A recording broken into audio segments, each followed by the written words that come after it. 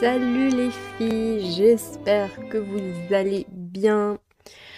Aujourd'hui, c'est l'épisode numéro 1.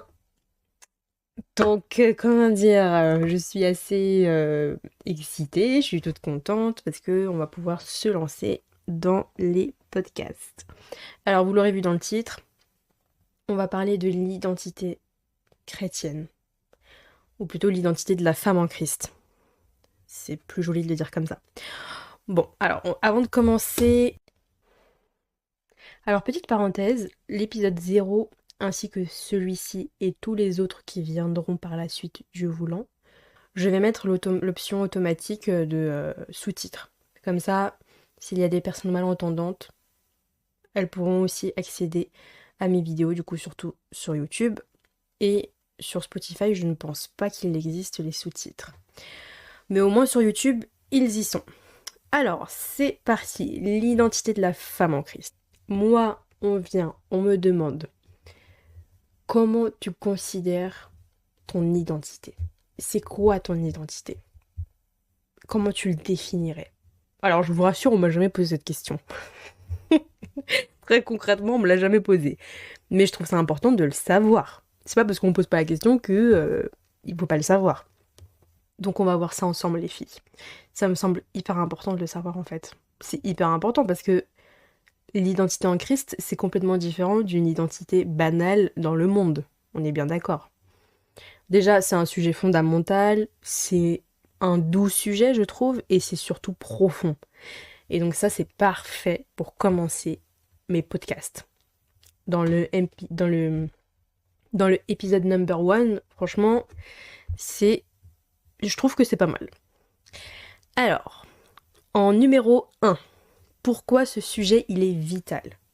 Alors, vous êtes une femme, vous savez de quoi je vais parler. L'apparence, les accomplissements, les relations ou même les blessures qu'on peut avoir dans nos vies. Mais tout ça, ça reste des choses instables. De se préoccuper de notre apparence, est-ce que je vais réussir à accomplir tout ce que j'ai envie d'accomplir? Est-ce que en termes de relations, je vais pouvoir me faire de bons amis comme j'aimerais ou rencontrer la personne que je voudrais comme ça? Enfin, vraiment, si on n'a pas quelque chose de cadré, bah forcément, on est éparpillé partout. Ça fait vraiment des petites étincelles qui sont partout, qui s'éparpillent partout, qui vont n'importe où. C'est impossible qu'on soit tous les jours. Ah ouais, trop bien, voilà, je suis trop belle, j'aime trop mes cheveux, j'aime trop ceci, j'aime trop cela, j'ai pas de boutons, j'aime trop ma peau, j'aime trop ça, j'ai pas de cernes, c'est pas possible. C'est pour ça que je dis qu'on est instable. Mais Dieu, est-ce qu'il est instable, les filles? Dieu ne change pas. Et ce qu'il dit de nous, de toi, de moi, c'est solide, c'est vrai, et c'est surtout éternel. C'est ça qui est beau en fait. C'est que notre Dieu, il est solide, vrai et éternel dans tout ce qu'il pense sur nous. Ce ne sont pas les regards humains qui doivent nous définir, mais les regards du Créateur. Et ça, je trouve que c'est une super belle phrase. Ce ne sont pas les regards humains qui doivent nous définir, mais le regard du Créateur. En numéro 2, on va voir l'identité biblique de la femme en Christ. Il y a 7 vérités bibliques qui fondent nos identités. On va les voir ensemble, et je suppose que vous les connaissez déjà, pour certaines, et même si vous les connaissez, c'est bien de s'en souvenir, hein. On est d'accord. On est d'accord. En numéro 1, on est créé à l'image de Dieu. Dieu créa l'homme à son image, il le créa à l'image de Dieu. Il les créa hommes et femmes dans Genèse 1, 27. Donc en fait, il faut qu'on se dise avec ce verset qu'on est déjà porteuse d'une beauté divine. On n'est pas créé en seconde main. On porte une beauté divine en nous. Je trouve ça hyper beau en fait de se souvenir de ça. On est précieuse aux yeux de Dieu. Dans Ésaïe 43,4, tu as du prix à mes yeux, tu es honorée et je t'aime. On n'est pas des erreurs les filles. Même dans le silence ou l'oubli de nos entourages, où des fois on se sent pas écouté, on se sent pas à l'écoute en fait, on se sent pas comprise ou autre. On est vu et aimé par le Créateur. On est bien d'accord que le regard de nos parents nous importe énormément. On est bien d'accord, on veut les rendre fiers. En fait, ce que je veux dire, c'est qu'on veut rendre fiers les personnes qui nous entourent et les personnes qui nous aiment. Mais c'est quoi le plus important? C'est de rendre fiers qui? Dieu ou les personnes qui nous entourent? On est d'accord que c'est Dieu. Et bah dites-vous que Dieu, jamais il changera son regard sur nous. Même si demain on pêche, demain on commet un truc qui va pas du tout dans le même sens que la Bible, et bah Dieu il change pas son regard sur nous. Mais ça c'est incroyable de se dire ça en fait. Moi je trouve ça,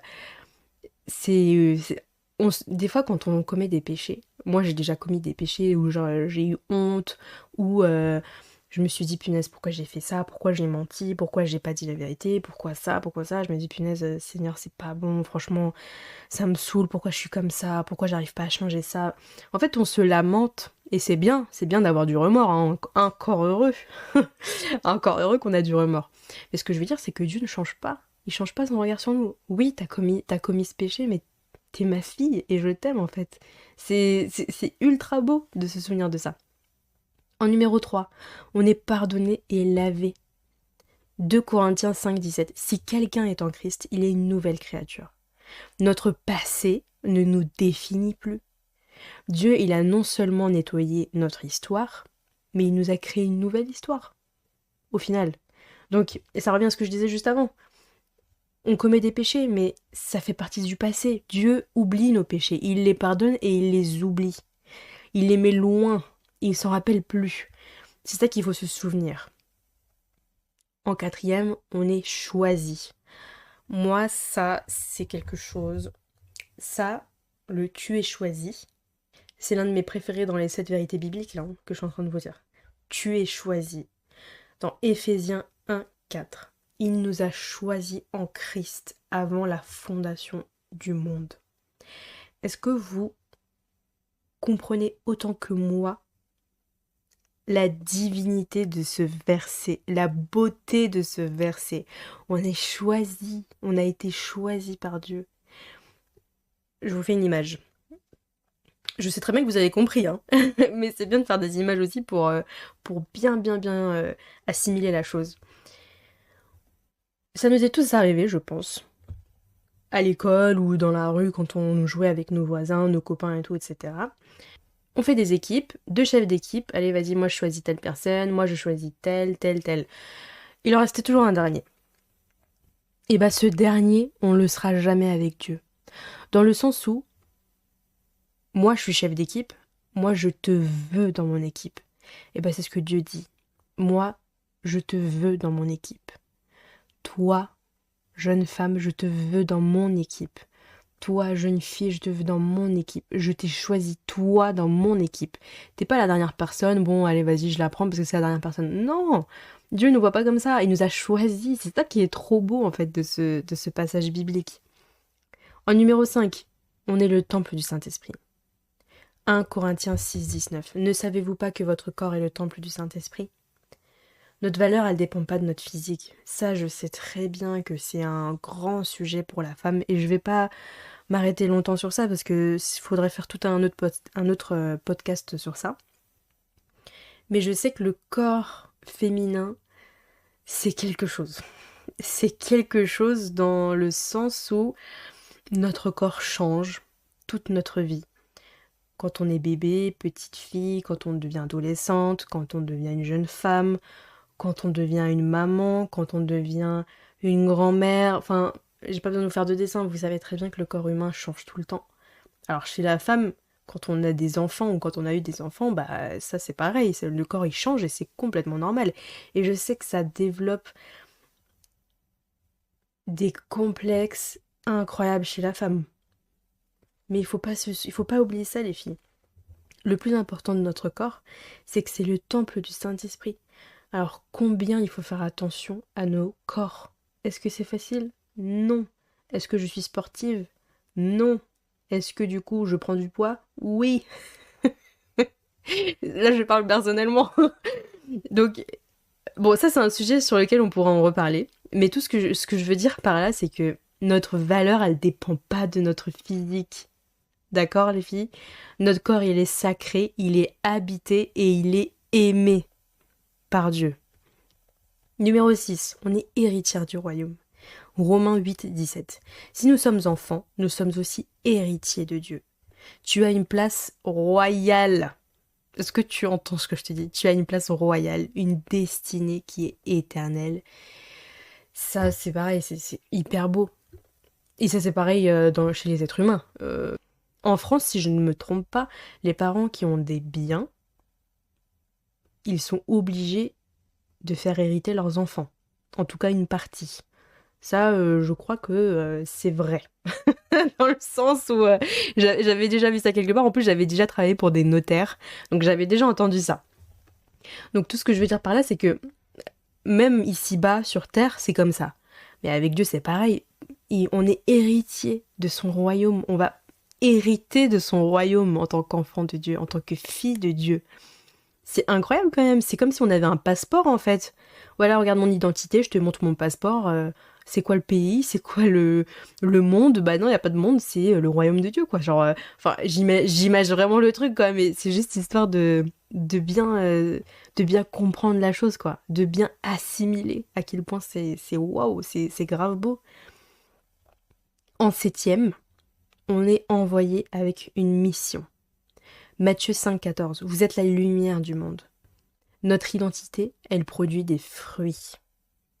On est appelés, les filles, à refléter Christ, pas à se cacher. Oh là là, ça c'est pour moi. Bah vous savez très bien, je suis pas du genre à me montrer comme ça, à être en plein milieu d'une réunion, à être la personne hyper sociable. Ah non, moi je suis plutôt, je me cache. Ah non, moi c'est ça, vous le savez déjà. Vous avez bien compris comment j'étais. Donc vraiment, je le prends pour moi, ça, hein, qu'on est appelé à refléter Christ et ne pas se cacher. Au contraire, on est tellement différentes de ces femmes du monde qu'on se doit de le montrer. On se doit de le montrer que on n'est pas comme elles en fait. On est dans ce monde, mais on ne fait pas partie de ce monde. Oubliez pas qu'on est héritière du royaume. Donc autant montrer le bon exemple, quoi. C'est très important. Après connaître tout ça, toutes ces sept vérités, je vais les récapituler très vite fait. On est créé à l'image de Dieu, on est précieuse à ses yeux, on est pardonné et lavé, on est choisi, on est le temple du Saint-Esprit, on est héritière du royaume et on est envoyé avec une mission. Donc qu'est-ce qu'on fait de tout ça? Ça change quoi concrètement? Quand on repère notre identité en Christ, on vit moins dans la comparaison. Ça, c'est une évidence. Enfin, c'est facile à dire, hein. Attention, je dis bien que c'est facile à dire parce que on a souvent tendance à se comparer aux autres. On a, on a vraiment cette tendance-là qui, pour moi, je trouve... Alors, je suis désolée si vous entendez un chien, mais si j'attends qu'il arrête d'aboyer, on va y passer des heures. Donc, vaut mieux que je parle par-dessus. Donc, ce que je voulais dire, c'est que on a souvent tendance à se comparer aux autres, et ça nous nuit psychologiquement. On est toutes différentes, les filles. Et il faut pas que faut pas qu'on arrive à en faire une comparaison. Ah ouais, punaise. Bah regardez, moi je vais vous donner un exemple pour ma part. Étant donné que je suis l'inverse de la sociabilité, bah moi j'ai toujours vu les filles sociables, je me suis toujours dit mais waouh comment elle fait quoi. Elle a la tchatch, elle parle, elle rigole, elle a pas honte de parler, elle a pas honte de dire les choses, elle est drôle, elle a du charisme et tout. Et donc moi j'ai dit punaise, j'aurais grave aimé être une fille comme ça quoi. Et j'ai commencé à me comparer, à me comparer. Et c'est ça qui me créait des complexes. C'est ça qui m'a créé des complexes en fait finalement. De me dire ouais mais je suis pas assez comme ça, ouais mais je devrais être plus comme ça, ouais mais ça me gêne, pourquoi je suis timide, pourquoi je suis comme ça. Donc non les filles, ne nous comparons pas. On est toutes différentes et on a tout un appel différent. C'est comme dans Vice Versa. Le personnage bleu, je ne sais plus comment elle s'appelle. Tristesse, je sais plus. On va appeler Tristesse, voilà.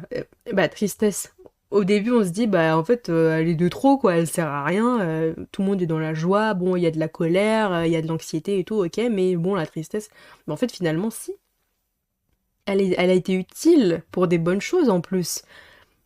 Ceux qui ont la ref, vous allez comprendre, mais ce que je veux dire par là, c'est que on a toutes notre caractère, notre tempérament, notre façon d'être propre à nous. On est toutes différentes.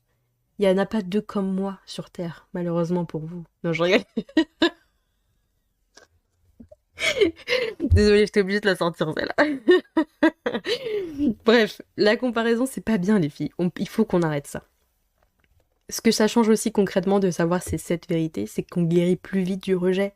Quand on se sent rejeté par d'autres personnes, quand on se sent rejeté dans le travail, avec nos collègues, on se sent mis de côté parce qu'elles nous voient différentes ou parce qu'elles se disent bon, la meuf elle est trop chelou, elle va pas en soirée, elle fume pas, elle lit sa Bible et tout.